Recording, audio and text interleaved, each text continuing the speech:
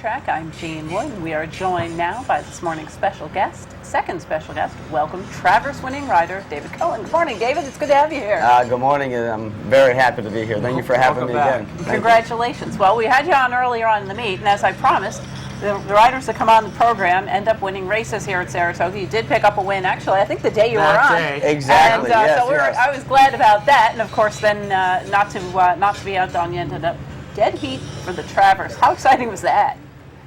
I mean, it just makes it so much more exciting for everybody, and you know, it gives it that wow factor that this industry needs.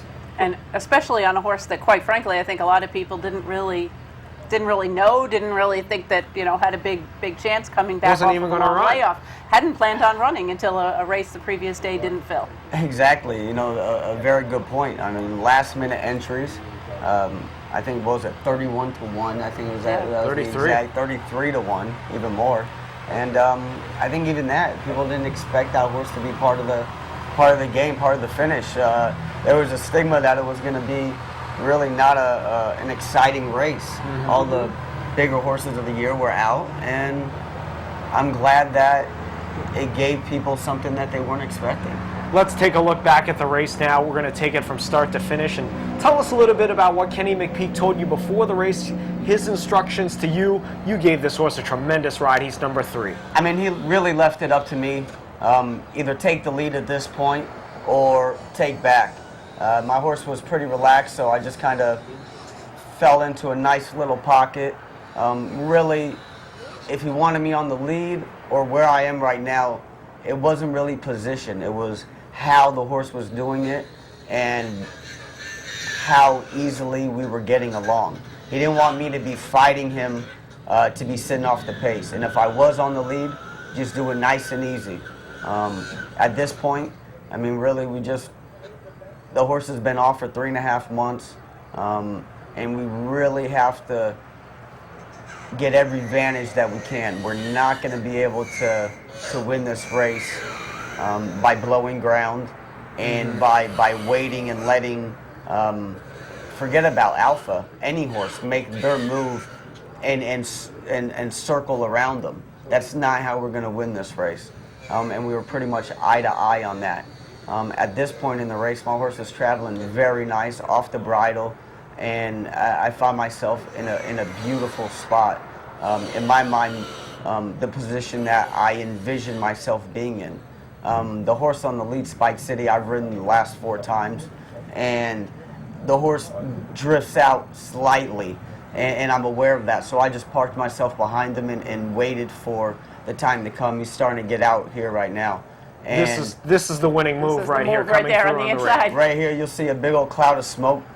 Booms, shot out the rail. That's us grinding the rail, and there was no way to get around. We would have been stuck and maybe possibly got out if we didn't get through the rail. So, I mean, what a brave horse to shoot through a very tight hole like that, and just an amazing job by everyone involved. And you know, he's striding out and.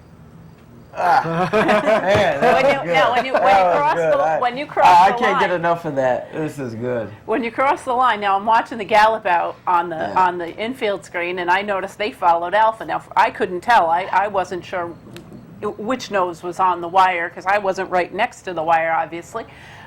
Did you think you had won it? Did you think you held on, or were you not sure? I mean, if you look at the winning photo, the photo finish, I have my head buried and I'm just giving it my all. At no point was I even remotely worried about anyone outside of me. I could feel the pressure. The horse felt the pressure, and we just dug in game. After on the gallop out, Ramon asked me, "You think you won it?" And right there, you know. Anytime another jockey asks, "Do you think you won it?" you know it's a pretty tight. Pretty close. So he gallops out, the outrider picks him up. So I'm thinking, oh my goodness, that's not good. You know, I mean, usually they got a pretty good idea. And I'm turning my horse around, and then Donna, you know, on horseback, I'm about to break off and go back. She said, wait, don't go anywhere. So I'm thinking, all right, hold on. Maybe she knows something that I don't know. And you know, we were kind of in between both. And she's sitting in the middle of me and Ramon, and we hear the crowd roaring. over and over, and we don't know if they're won because of everyone bet on Alpha or because a long shot came in. And, you know, she finally breaks the news to us and tells us a dead heat. And really, Ramon, he couldn't. Are you kidding me? What? And I said, I'll take it. I'll take a dead heat in a 7,500 claimer, let alone the Travers. And you know, just couldn't pick a better group of people to enjoy this moment with. You know, Ramon, Class Act, Kara McLaughlin, just everybody involved. You know, Godolphin. It's just what a group of people to be involved with and to share this special moment with, and it's just it's never gonna die down. I still have people, you know, just in just so happy and crazy about a dead heat. Couldn't imagine. Oh my goodness, the dead heat. That's all you hear. So. What does this mean to you? I mean, you're the Travers winning jockey now, you and Ramon, but your name's going to be on that little jockey that's hanging in the paddock, and your name's going to go down in history as a guy who won the Travers. What does this mean to you personally? I mean, it's obviously an accomplishment. This is what you fight for, and you're here thick and thin, and this is why you're here. You know, you come to Saratoga. And if any jockey can pick one race they want to win, it's the Travers. You know, it's the Kentucky Derby summertime.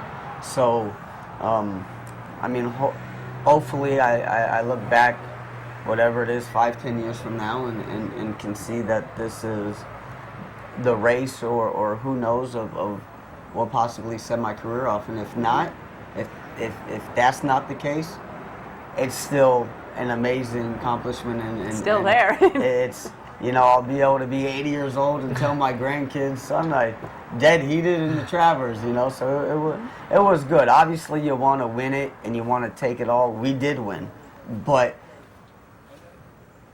it really made it that much more fun and special that it being a dead heat, and that we got to share it with the other connections. And I truly mean that it really meant that much more, that it was just, it made it that much more special than, you know, only one group of people being happy and another one being crushed. So me and Ramon are great friends, and our families are friends, and you know, our kids know one another, so it was good. It was really, really good, and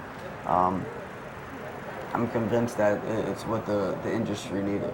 I think it was. We have too many black eyes in this industry, and hopefully it's going to get people coming back to the track, and people that didn't come, they're going to want to come. So it was interesting because, you know, typically you have one set of connections and they're holding up the trophy and they're raving and everything. So it was kind of nice to be able to have the two sets, although I think the officials down in the winner's circle were a little baffled as to what to do, because the horses were circling and they were trying to figure out what they were going to do, and they brought one in and then the other. So it was a little chaotic, but it's kind of a happy kind of chaos, one that you like to be involved in. Exactly. It's a happy, chaotic, and for everyone involved, what a moment. What a moment. But really, you know, Carter Stewart, the owner of my horse, I mean, what a gutsy decision.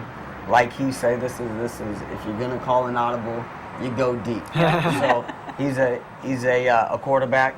And that's what he would always live by. You know, if you're going to call an audible, you throw deep. And he did, and an amazing job by Kenny McPeak, the exercise rider Danny. I mean, just everybody involved. Alan, the assistant, just everyone involved in this whole journey. Really couldn't be a better barn, a better family to be a part of it. It's really been a special time, and you know, we've had some success early on in the meet.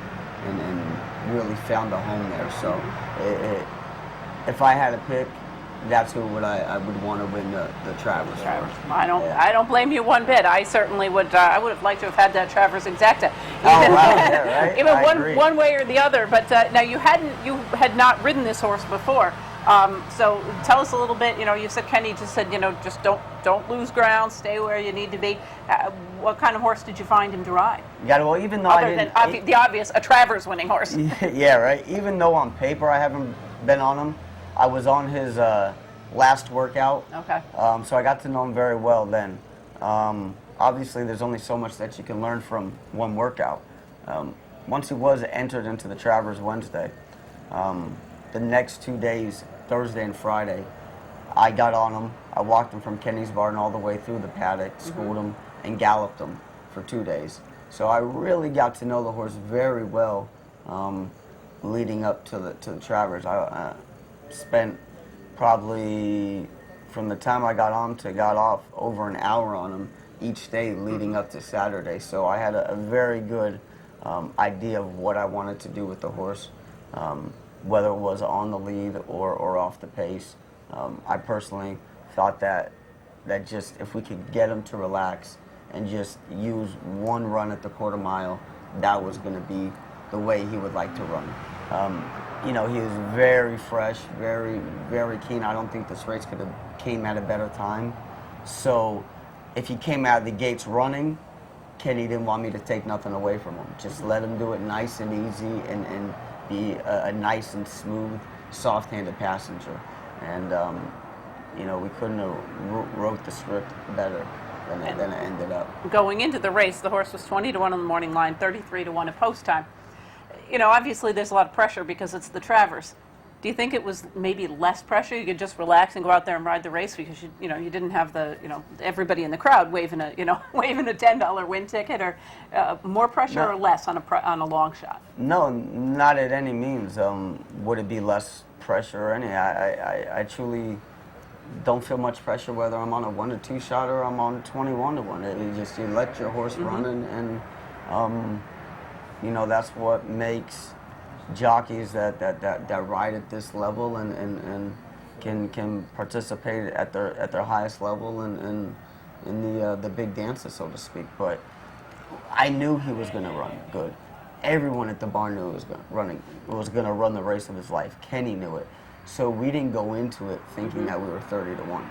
We went into it thinking we had the horse to beat, and we were going to run that race. All we needed was the trip, and that's it, and we got it. And everybody knew that he was going to run his race, the best race of his life.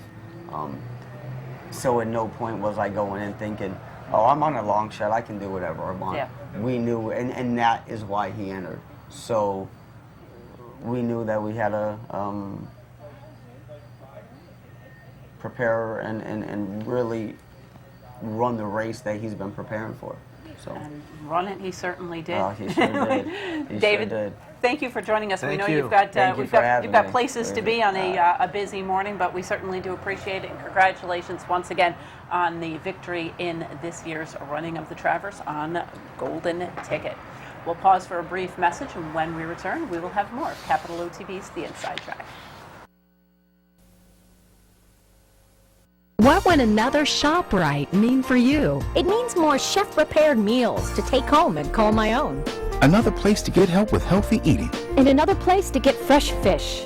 Another ShopRite in the Capital District, 709 Central Avenue.